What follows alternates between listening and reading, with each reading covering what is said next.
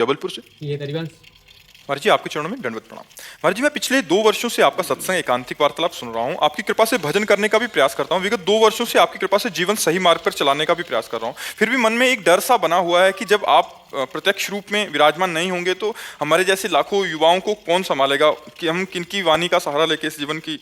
भगवान की ऐसी लीला है कि इसका नाम है मृत्यु लोक।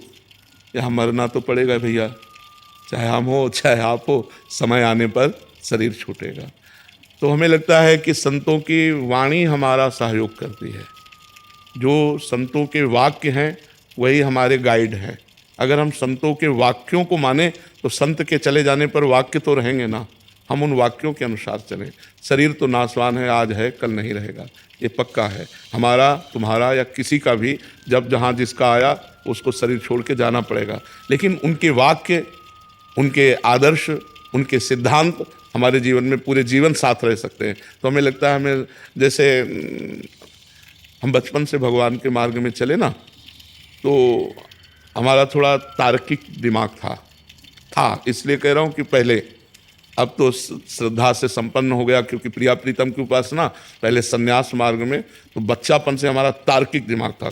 किसी व्यक्ति का सानिध्य स्वीकार करना हमारे स्वभाव में नहीं था। दूर से उसका परीक्षण करना, अगर लग रहा है कि हमें है तो फिर तो हम आदर्श किसको माने, तो पूज्यपाद उड़िया बाबा की वाणी, उसको हम जीवन भर अपने पास रखा है। आज भी हमारे पास विराजमान है, जीवन भर पास रखा है। संत को ऐसा चलना चाहिए, ऐसे चलना चाहिए। बाबा ने जो जो उपदेश किए बस उन्हीं का, बाबा के चरणों का आश्रय लेकर के, उन्हीं को गुरु मान करके, उन्हीं के बात मानकर आज भी उन्हीं के वचनों के अनुसार चलने की चेष्टा कर रहे हैं। तो संत वाणी हमें कभी अनुभव में नहीं आया कि उड़िया बाबा नहीं है, क्योंकि उनकी बात बाबा ने कहा ऐसा करना चाहिए, ऐसी परिस्थिति में ऐसा करना। पूरा इतना मोटा ग्रंथ है, बाबा के उपदेश ही उसमें है। साधक के लिए, ज्ञानी के लिए, भक्त के लिए, स्त्री के लिए, पुरुष के लिए, बच्चा के लिए, सबके लिए उपदेश है। तो वही जीवन भर आदर्श माना। तो हमें लगता है अगर हम संतों की वाणी को अपना मित्र बना लें तो वियोग का दुख नहीं अनुभव होगा। अगर हम शरीर को अपना मित्र मानेंगे तो ये मरण धर्मा है, इसका नाश होगा। आज नहीं तो कल जरूर नाश होगा। ये नाशवान का नाश होगा, मुझे अविनाशी का कभी नाश नहीं होना। तो अविनाशी की वाणी को मानो तो अविनाशी पद में आ जाओगे। विनाशी शरीर तो इससे प्यार ना करो। ये नाशवान शरीर है, इसकी महिमा बिल्कुल कुछ नहीं है। पानी का बुलबुला अभी दिखाई दे रहा है, 1 मिनट में फूट गया।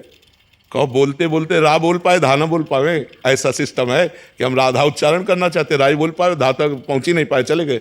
ये बहुत विचित्र खेल है। इसलिए हमें किसी भी शरीरधारी से आसक्ति नहीं करनी चाहिए। व्यवहार भगवत स्वरूप मान के करना चाहिए और आसक्ति अविनाशी से करना चाहिए। ये विनाशी शरीर वियोग को प्राप्त होने पर हमारा हृदय व्यथित हो जाता है। फिर हम सत्य धर्म का निर्णय नहीं कर पाते। व्यथित हृदय वो सही नहीं होता। अशांतस्य कुतः सुखम। जब चित्त शांत हो गया तो ये लगेगा बाबा चले गए, फिर मन माननीय आचरण शुरू हो जाएंगे। और ये कि बाबा तो चले गए लेकिन बाबा ने जो कहा वो हमें करना है, उनकी आज्ञा के खिलाफ नहीं चलना। तो आप देखोगे यही दिमाग में बैठा मिलेगा। जैसे हम उड़िया बाबा का चिन्ह, तो हमें लगता है उड़िया बाबा यहीं बैठे हुए हमारे, ऐसे से ऐसे करो, ऐसे से बाबा ने कहा ऐसा। तो हर समय बाबा का चिंतन, बाबा की वाणी का चिंतन, तो उनका सानिध्य हमें निरंतर अनुभव में आता रहा।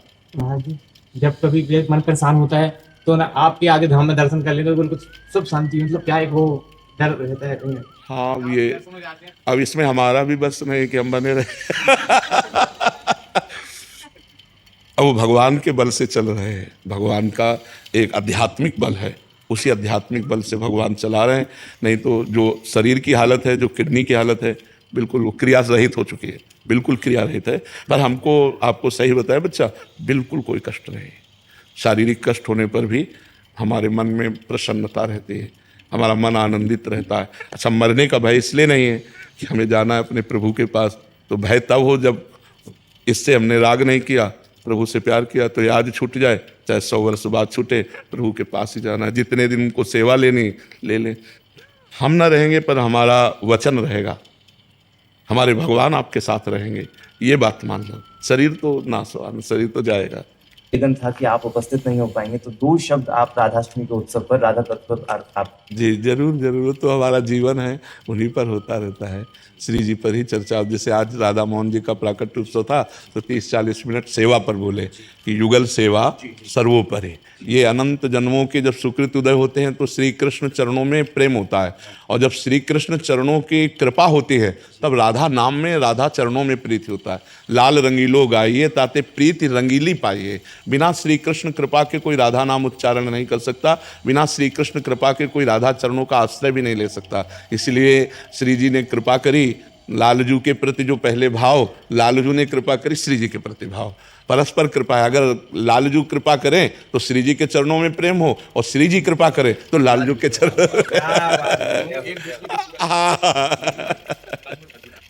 जैसे आप कहते हैं उपांश जाप करना चाहिए, तो काफी दिनों से कर रहे हैं प्रयत्न, तो यहाँ पे जीत लगा के, तो वो बोलना होता है जैसे आप कहते हो, या फिर मन में भी कर सकते हैं, मन में ज्यादा आसान होता है। जी, अगर मन में आसान लगता है तो बहुत अच्छी बात है, पर देखना कहीं मन बेईमानी नहीं कर दे, क्योंकि उपांश में मन को फंसना होता है। और जब हम मन में ले जाते हैं तो 2 4 10 बार जपेगा और फिर निकल जाएगा। नहीं जपता तो दिल घबराता है, बल्कि मन करता है जहाँ मन भगे हाँ जी, वहीं उपांश में आ जाना। हाँ नहीं, मन करता है कि मन से ही जपते रहो लेते रहो बस बहुत अच्छी बात है। मानसिक जप होना तो सर्वोत्तम जप है।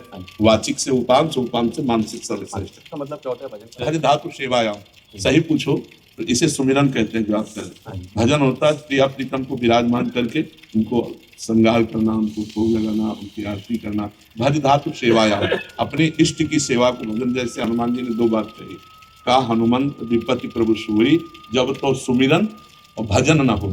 तो सुमिरन ये है जो अभी चर्चा हुई, और भजन ये है कि आप घर उनकी सेवकाएं जो घर में भोग बने, ठाकुर जी को भोग लगाए, उनका श्रृंगार करे, उनकी आरती, इसे भजन कहते हैं। सेवा को भजन कहते हैं, और इस तरह के जप को सुमिरन कहते हैं। सुमिरन और भजन दोनों के द्वारा सबसे बड़ा दान है। समाज को जो हम प्रभु की महिमा सुनाते हैं, नाम महिमा, रूप महिमा, लीला महिमा, धाम महिमा, ये सबसे बड़ा दान है। इसी को खूब विस्तार पूर्वक देते रहिए, और कलयुग में प्रधानता नाम की रखिए। तो महाराज जी जैसे नाम लेते लेते विचार इधर उधर घूमते हैं, तो जो भूत भविष्य का चिंतन होता है, जो व्यर्थ का चिंतन होता है, जब हम निरंतरता अव्यावृत भजनात्, भजन की हम निरंतरता पर ध्यान देंगे तो भजन इनको डिलीट करता जाएगा। जो मन में भरे हुए संस्कार हैं, जब हम नाम जब ऐसे देखो आप नहीं समझ में आएगा, लेकिन जब आप नाम जब शुरू करोगे तो वो निकलते नजर आएंगे। तो वो मन को निर्मल करते हैं, क्योंकि निर्मल मन भगवान का साक्षात्कार करता है। तो नाम जब भगवान साक्षात्कार का महान मंत्र है, तो जब हम नाम जब शुरू करते हैं तो ये सब विषय, भूत भविष्य का चिंतन, व्यर्थ का चिंतन, नाना प्रकार की कुवासनाएं, दुर्वासनाएं जो छुपी हुई, वो सब डिलीट हो रही है। ऐसा हमें मानना चाहिए कि जब हमारा जप चल रहा है तो सब डिलीट हो रहे हैं। ऐसा